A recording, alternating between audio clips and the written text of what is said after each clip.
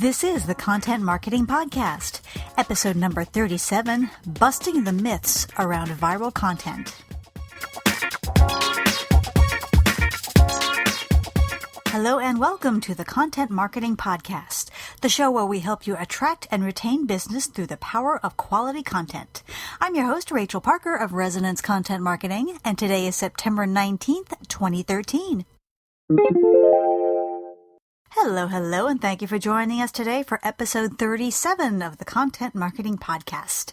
Just a reminder, we are live on iTunes and on Stitcher, so if you're listening to this episode on the blog, you can click on over and subscribe. That means you'll get new episodes automatically delivered to your computer or your smartphone or your tablet or your listening device of choice. And if you use a different app for your podcast listening pleasure, we also have an RSS feed, and I will provide that link in the blog post. Last week, we talked about dealing with fatigue and discouragement, those blocks that you can hit in your content marketing voyage that make it just so difficult to press on and move forward. I shared a few strategies that I've come up with for working through those low points that I hope you will find useful.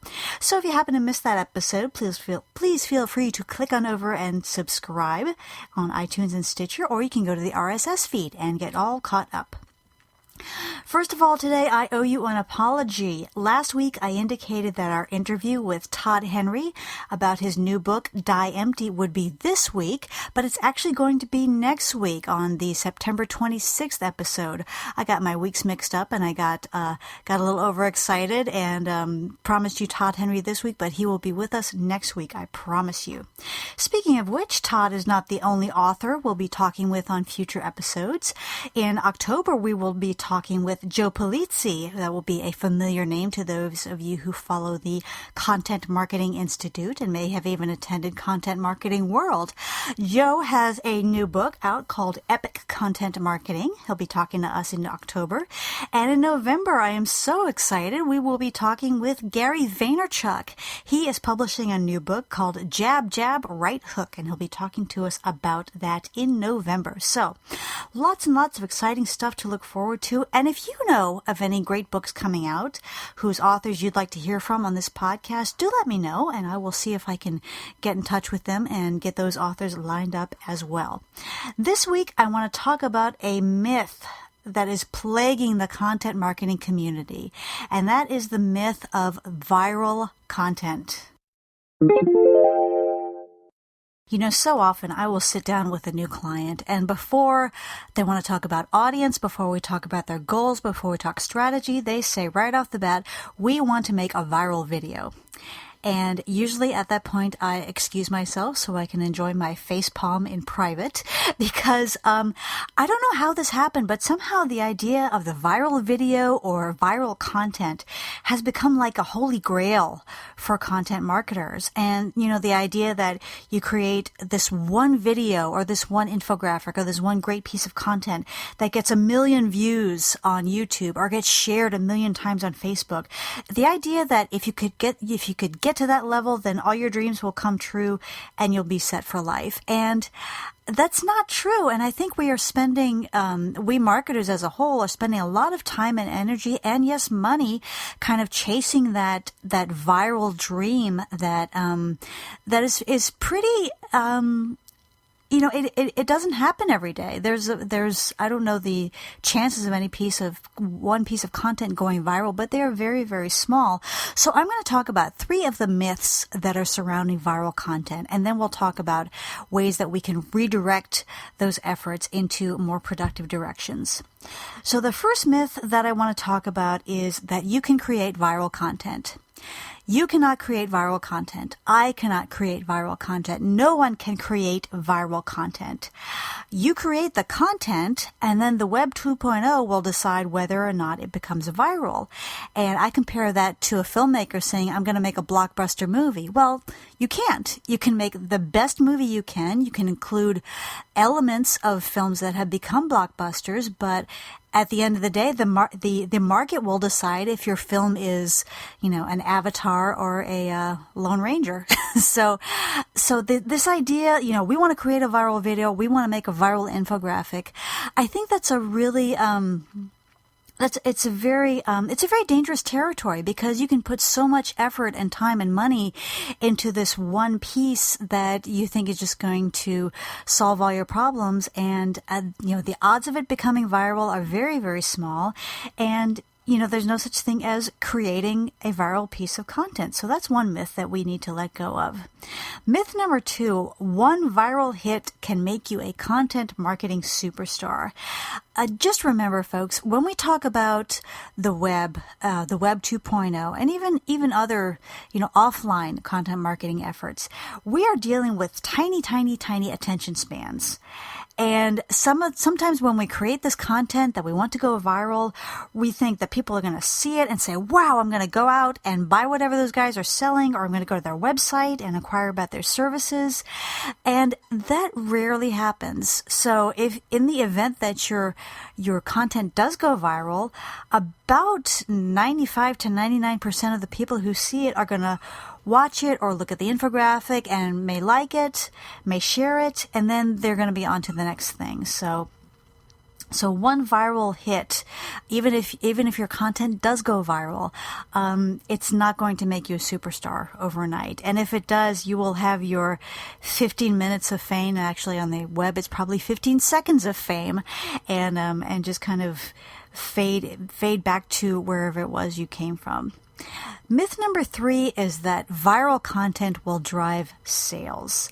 Now, last I checked, there are no landlords here on the planet who will accept YouTube views as payment for rent. They want dollars or pounds or rubles or whatever our currency is. So again, we go chasing that number, and we talked about numbers on the show a few weeks ago.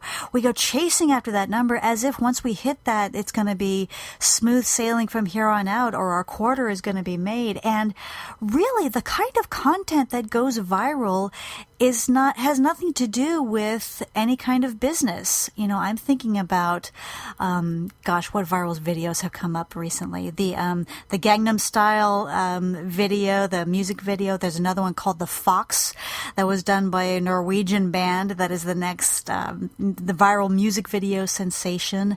I saw one on Facebook recently with some dogs sitting around a living room, and one of them goes riding by in a Roomba on those remote control vacuum cleaners while this gangster rap plays in the background. And that's the kind of stuff that goes viral, but it has nothing to do with any product or service. And the number of brands that have been able to create viral content, I could count on one hand. I mean, I know Dove's videos always get shared a lot. They're very poignant in their message about women and self-acceptance and inner beauty. The Old Spice videos a few years ago, where they did video responses to Twitter questions, that went viral. But by and large, a lot of viral content is essentially non-commercial. So that is something to keep in mind. So if we have decided to break ourselves of this obsession with achieving viral superstardom, whether it's video or a viral blog post or whatever, what should we be doing? What should we be focusing our efforts on? So I'm going to talk about a few of those. Number 1, instead of chasing that big break that viral content promises, we need to keep our efforts focused on consistency and commitment. Sometimes it's like, the Hollywood starlet who says, oh, if I could just get my one big break, then I will be a star for life. And our market doesn't work that way. This economy does not work that way. Content marketing is all about consistency. It's about delivering quality content on a regular basis. And a great example of this is my friend Shelly Roth over at Springboard Social Media. Hi, Shelly. You're listening. She publishes a wonderful weekly tip on YouTube every single week. She is on YouTube publishing a maybe a 2.5 minute video about here's something that you can do on Facebook, or here's something on LinkedIn I get a lot of questions about, and just publishing really helpful content. But she does it week after week after week. Now, have any one of those videos gone viral? I don't think so. Shelley, correct me if I'm wrong, but I don't think so. But as a whole, they are doing very well in terms of driving business her way, because she has this huge library of content that is helping her search results, and people can see her expertise. And of course, her field is training. So if people enjoy her videos from week to week, they know exactly who to call when they need some training on social media. So that's how content marketing works. It's not the one big break. And if you could get your content recognized by a big shot in your industry, that is wonderful. I would treat that as a bonus, as gravy, as something additional. But it's no substitute for that consistent week to week, month to month, and yes, year to year content that we're putting out there. Another thing we want to stay focused on is creating content that people want to experience. And when we go to create our content, and we have talked about this several times on this podcast, focus on what people want. Focus on the questions that they're asking. Focus on the pain points. And if you can make it funny or especially engaging and, make people a little bit more inclined to share, that's wonderful. But our first and foremost mission needs to be creating content that people want to experience, that provides value to them, whether that value is information or news or entertainment. But we need to keep our focus on the audience. Tip number 3 is closely related to number 2, and that is we need to learn and remember why people share content. As a consumer of tons of content myself, I kind of keep an eye on how I share things. I might go through Facebook and I might like 5 different posts, but it's got to be that little something extra that makes me want to share it. Because once I share something, my name is on it and a piece of my cred is on the line. So we need to make sure that we understand why people share content and make sure we're addressing the what's in it for me. If I'm on the fence whether or not to share, what is going to push me over the edge and make me want to share this? And I was reading a great blog post this week as I was researching this topic. It was written by Angus Nelson on the blog Social Fresh. And he said, we need to complete this sentence. People share great content because it makes them look, and we fill in the blank. And, when we look at our content and look at how shareable it is, we can ask ourselves that question. People would share this infographic, blog post, video, whatever it is, because it makes them look what? Because it makes them look smart, because it makes them look well-informed, because it makes them look witty or edgy or caring about a certain social issue. How does it make them look? Because again, they're putting a piece of their cred on the line every time they share a piece of content. Tip number 4, make it easy for your audience to share. Make sure that those social sharing buttons are available on everything you do. Make sure that it's just a matter of a single click to share it on Twitter or Facebook or LinkedIn or whatever it is. And make sure that it's just a no-brainer. Because if you need to make people think to do something, remember how fast things move on the web, guys. And if it's not a duck soup simple, then they will be on to something else. And then finally, we need to ask for the share. So if you have some great content that you really want to get out there, maybe not go capital V viral, but that you really want to be spread throughout your community, ask people to share it. If you have created a great SlideShare deck and you want people to share it with their communities, put at the end of the slides, please share this with your colleagues, with your teams, whatever it is that you want people to share. So again, on the web these days, if we want someone to do something, we can't just put it out there and expect them to share it for us. We need to go for the ask and ask them to click that tweet button or to click that share on Facebook button for us.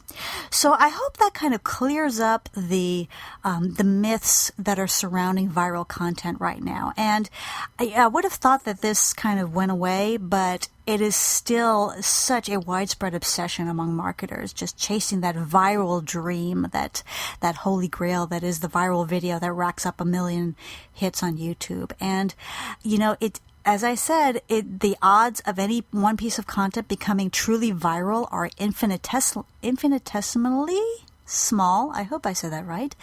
And even if it does go viral, there's no guarantee that virality will result in sales, that it's going to put money in your pocket to pay your rent and your other expenses with. So, and we need to just keep our focus on delivering quality content on a consistent basis. And yes, we need to make sure that we make it easy for people to share and that we ask for them to share it. So I hope that clears things up. If you have any questions, please feel free to shoot me an email or a tweet or a post on Facebook, and I will share that info at the end of the podcast. Now it's time for our content marketing tip of the week. For today's tip, I want to talk about a service called Haro, that is spelled Haro, and that stands for Help a Reporter Out.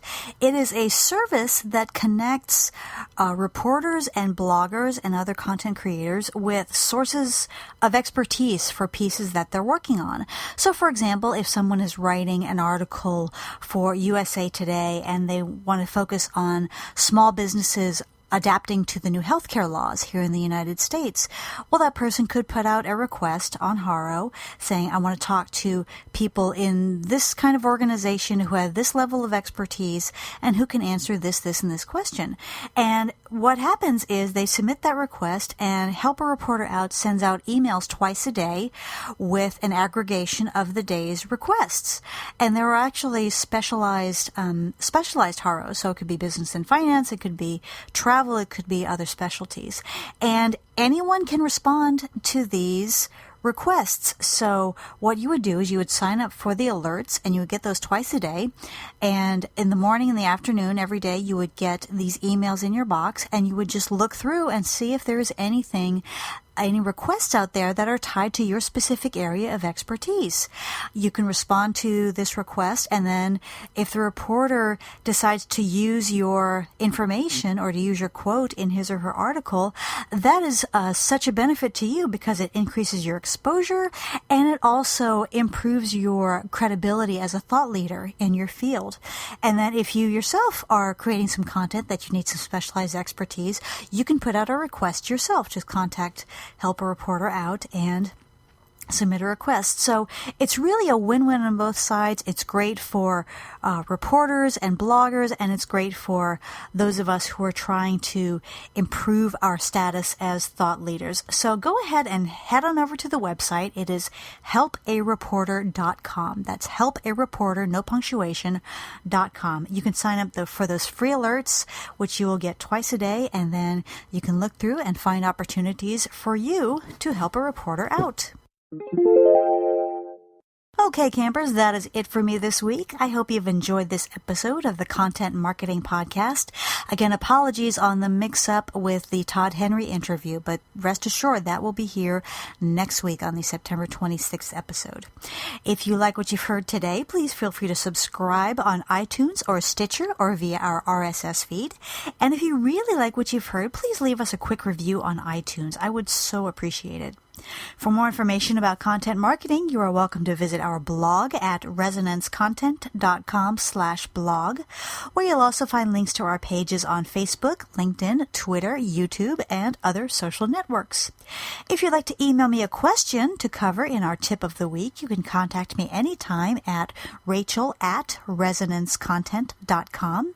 And if you'd like for me to come speak about content marketing to your business or your organization, you can find information about my most current talk at contentmarketingspeaker.net. As always, I like to leave you with a quote, and today's is from one of my favorite marketing gurus, that is Mr. Guy Kawasaki. He says, "Greatness is won, not awarded." Again, this is Rachel Parker with Resonance Content Marketing, and we will see you again next week. Take care.